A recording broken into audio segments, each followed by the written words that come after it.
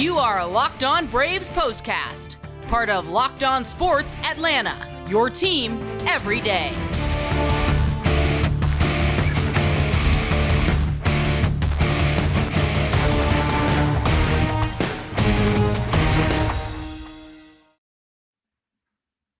Welcome into the Braves POSTCAST. Grant McAuley and Jake Mastroianni with you here on Locked On Sports Atlanta after a much better game for the Road Warriors, the Atlanta Braves, finally picking up that first road win of the year. Something that was a hallmark of this team last year, playing well in the enemy territory. They were able to do it, bouncing back big time from that disappointing opener against the Padres and picking up a 5-2 win behind Kyle Wright. A lot of good stuff to get into in this one, Jake. And as I like to do before we jump into all of the stuff that we got to cover on the postcast, remind folks out there, this is part of Locked On Sports Atlanta. We want you to subscribe to the YouTube page and hit the bell so that you'll get the notifications every time we drop a new episode. And Jake, if we had that bell and alert and notification system set up for Kyle Wright's strikeouts on Friday night, man, we would have had a pretty busy night of clearing notifications off, wouldn't we? Yeah, absolutely. The only bad thing about it is that all those strikeouts led to a high pitch count and he had to leave the game early, but it was certainly fun watching him deal on Friday night. Even the couple of runs that he gave up in this game, I mean, the Padres, I think it was fortunate placement for baseballs, and I was just thinking to myself, it sure would be nice to see the Braves get a couple of those, and as it turned out, they did get a couple of those in this game, and it all adds up. You don't have to hit the ball 95, 100 miles an hour every single time. The Braves have done a pretty good job of that this year, but they got a few key hits of their own to scratch out not one, but a couple of rallies and put together enough runs to stand up and grab a win and even up this series. Yeah, absolutely. And you need some of that luck. And look, when that ball Manny Machado hit and even the one Kim hit in that inning in the fifth inning, I'm just thinking, not again. We can't lose like this, especially after all the hard hit balls that we had. So it's nice to see things even out a little bit. Overall, just a much better, well-played game, obviously coming off what we saw Thursday night. Yeah, well, before we get into the box score and all the top performers and big stories from this game, I want to remind you, as always, that Built Bar is a sponsor of the Braves Postcast here on Locked On Sports Atlanta. And all Built Bars are covered with 100% real chocolate. They're low-calorie, high-protein. Replace your candy bars with these. They are better. Most Built Bars contain 130 calories and 17 grams of protein. Compare that to the typical candy bar with 200 to 300 calories and a whole bunch of sugar. At Built Bar, they're still all about taste, and they make it taste delicious. Then they figure out how to make it healthy. Go to Built.com, use the promo code LOCK15, and get 15% off your order. Again, that's LOCKED15 at Built.com. Check out all the flavors there, and be sure to let them know that you heard about it right here on the Braves Postcast. So out at Petco Park, game number 9 of the season for the Braves, a very good one, their first road win of the year. And the Braves improved to 4-5 on the season with 5 runs on 9 hits, no errors, 7 men left on base. Padres now 5-4 on the year, 2 runs, 6 hits, no errors, 5 men left aboard. Darren O'Day picks up the win in relief. He's 1-0. Pierce Johnson was the man on the mound when the Braves had their faithful rally in the 8th. He is now 0-1, and Kenley Jansen locked down his first save as a Brave in a game that lasted 3 hours and 22 minutes, and a crowd of 41,993 fans were on hand to see it. But again, Jake, I'm going to go back to it because this was one of the big question marks for the Braves coming into the 2022 season. Can Kyle Wright carve out a spot in the rotation? And I think the answer to that has been an emphatic yes to his first couple of outings. Absolutely. I mean, this was one of the biggest questions for me coming into the season. You listen to the Locked On Braves podcast. I talked about it several times because I thought Kyle Wright could do this, and we know the potential is there. And we talked about it on yesterday's postcast. How is he going to follow up that first outing of the year, which was spectacular? And he did so. And, he does so with a career high in strikeouts. And just, it's amazing. Wonderful, I guess is probably the better word, to see him do this. Yeah, whatever adjective you want to use here, because you root for the kid, obviously, as a fan of the Braves, but just, as a fan in general. This kid's a 5th overall pick. He's really struggled, an ERA over 6 in the big leagues, and he's finally figuring it out. He finally has that confidence. You can just see it on the mound, and it's just really great to see. And keep doing it, keep building on it. Where to go from here. I think he has that confidence now. Now it's okay. When you don't have your best stuff, can you still get through an outing? I think that's kind of the next step for him. He's at a high right now when he gets punched in the face, because it will happen. How does he respond to that? I think that's the next real challenge for him.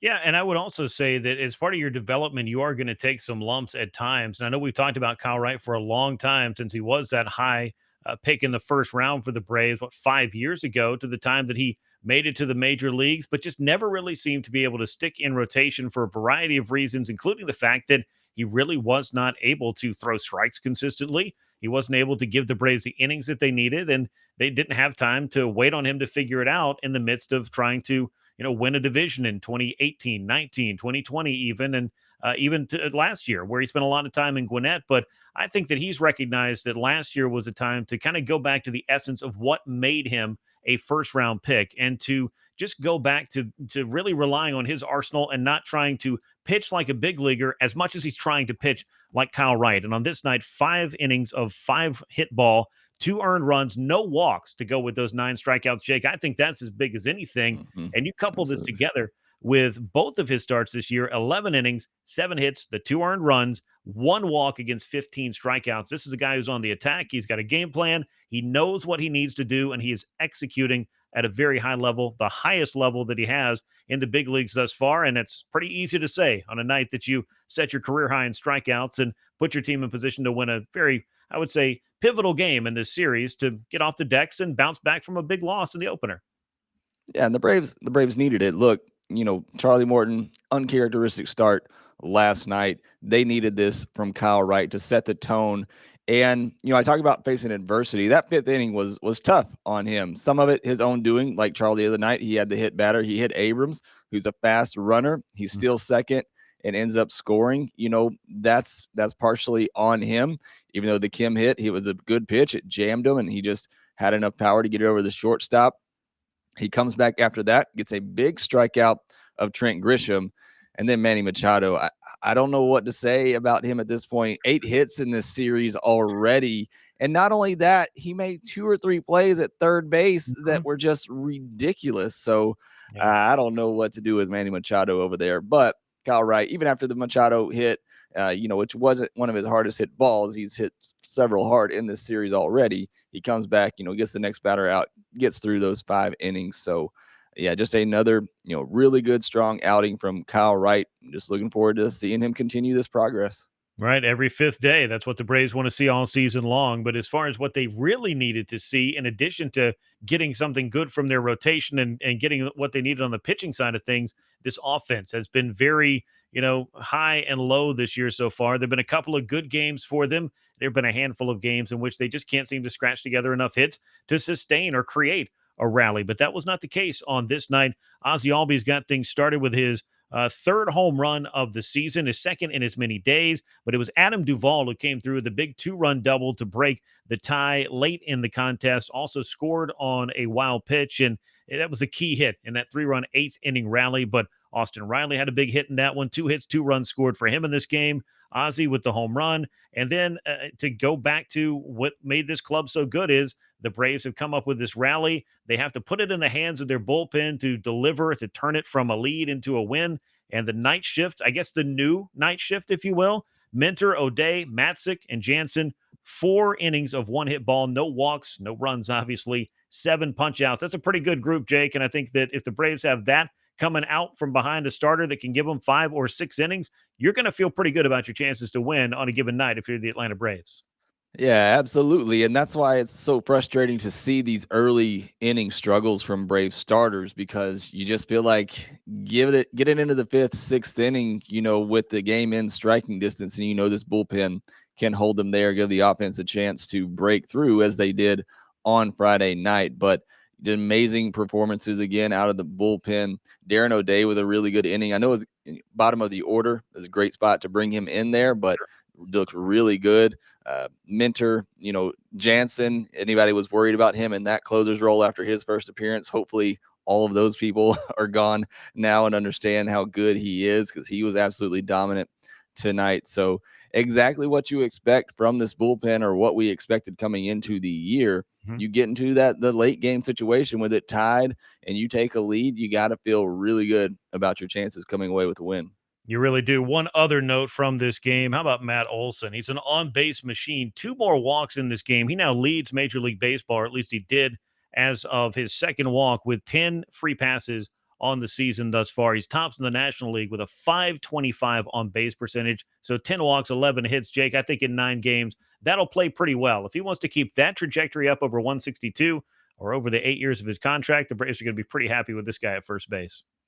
Yeah, absolutely. I think I commented on it last night. It's like I almost see him swinging at pitches that he knows he probably shouldn't, but it's just like I want to hit the ball too, but he just Sure. keeps getting walked. But Austin Riley being behind him, making teams pay for that. So it's really a great middle of the lineup. Only going to be better when Ronald Acuna is batting in front of Matt Olson. I cannot wait to see that 1, 2, 3, 4 combination at the top of the order, the way that Travis d'Arnaud's hitting right now. I mean, 1 through 5 is looking really good for this Braves once Acuna is back. But yeah, Matt Olson in general, I mean, just the eye that he has. Some of these pitches he was taking tonight, I mean, 97, 98 miles per hour just off the black, and he's just spitting on him like he saw it coming out of the hand as a ball. So it's really incredible, his plate discipline, his eye at the plate.